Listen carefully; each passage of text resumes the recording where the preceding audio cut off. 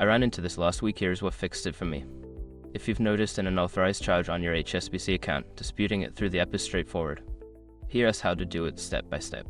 Step 1. Open the HSBC app. Launch the HSBC mobile app on your device. Make sure you are logged into your account with your username and password. Step 2. Navigate to Transactions. Once logged in, go to the Account section and select the account where the charge appears. Then, look for the Transactions tab to view your recent activity. Step 3. Identify the charge. Scroll through your transactions to find the unauthorized charge.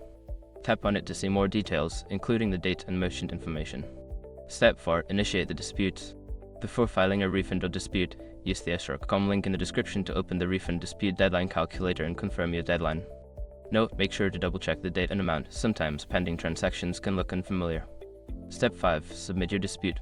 After filling in the required details, review your submission and hit submit. You should receive a confirmation message indicating that your dispute is being processed. I hope this guide helps you resolve any unauthorized charges quickly. If you have any questions, feel free to reach out.